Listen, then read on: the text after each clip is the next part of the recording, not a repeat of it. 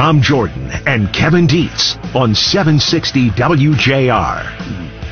Hey, if you're like most people, you probably say that you can't stand those loud, obnoxious, divisive, and angry lawmakers and activists who seem to be calling out others with their perpetual warnings of existential crises that linger all around us. But are you sure you don't really like them? Because there are some statistics out there that seem to indicate otherwise, that we are actually kind of addicted to the most polarizing politicians in this country. At least, Kevin, if we're looking at who garners the most attention on social media, all those, pretty familiar faces that are out there who we seem to follow on social media. Yeah, just 1, 2, 3, 4. Ted Cruz, AOC, Marjorie Taylor Greene, Rashida Tlaib, just to start the list. You remember the old commercial, membership has its privileges. In this case, membership to the squad has its privileges. Rashida Tlaib, fourth highest online engagement. It seems the more fringe your ideas, or the more controversial your message, the more the media talks about you, like we are right now, which spurs social media to talk about you, and that's got to help candidates with their awareness and raising money and getting reelected. So it goes on in circles. But is it a good thing? Joining us now is Dave Dulio, Director of the Center for Civic Engagement and Political Science Professor at Oakland University. Good morning, Dave. How are you? I'm well, guys. Good morning. It makes me wonder, should the media just stop talking about some of these people who seem to say the most outrageous things possible so that people continue to talk about them? But then I wonder, is it even an option with social media and all the millions of people out there who have a voice as well? Right. I think that there's a confluence of factors here that get us to the story of these data that you are talking about. And frankly, I think the press is one of those factors. This is nothing new that the press likes to cover sensational stories, things that get people's attention, right? Because that obviously leads to listeners and viewers and clicks. The folks that are at the center of this, whether it's Ted Cruz or AOC, they get something out of this. As they build their online presence, as they build their followers, as they build their supporters, which also translates to raising campaign money. And I also think that this is a bit of modern day rubbernecking, if you will, right? I mean, as Tom said at the top, we say we don't like this stuff, we say we don't like divisiveness, but what do a lot of Americans do? We go and we gravitate toward it.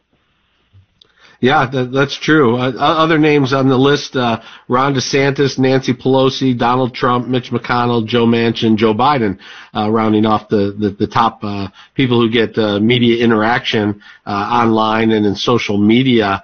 Do you think that these folks, these politicians, are intentionally trying to say things that get retweeted or make it into the media so that they can build up their political funds, or do you think that's just what they believe and that's what gets picked up? Well, I think it's probably a chicken and egg question. I don't think there's any question that some of these folks are intentionally saying some outrageous things that again increase that profile, that build that follower base, that build that donor base.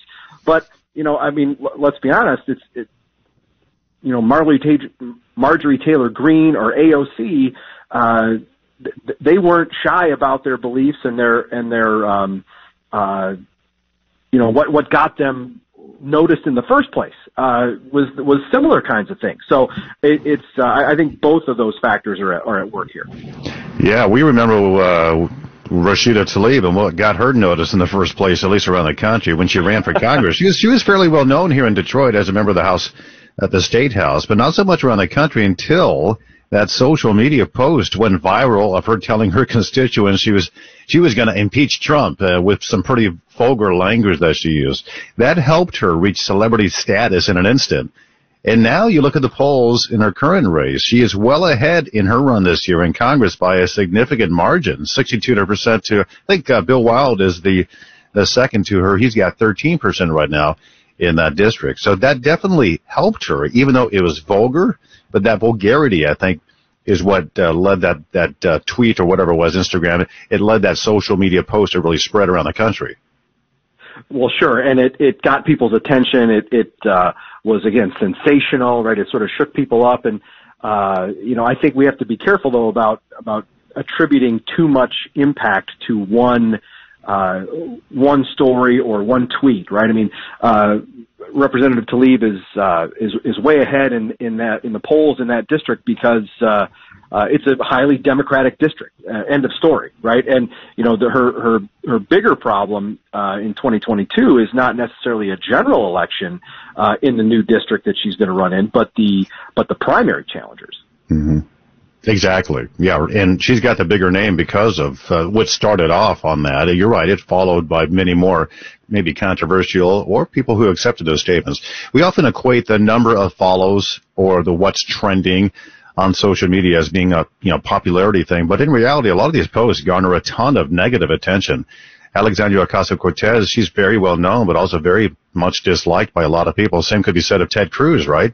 But that name recognition, that goes a long way in politics. So the ones who are criticizing one of these candidates on social media might actually be doing them a favor, right? It kind of broadens their reach. No doubt about it. And I think that this equates to or is related to something that we'll see here as 2022 progresses, right? And that is the so-called negative advertising. We will start to see as 2022 gets into the summer and fall, of course, with television commercials.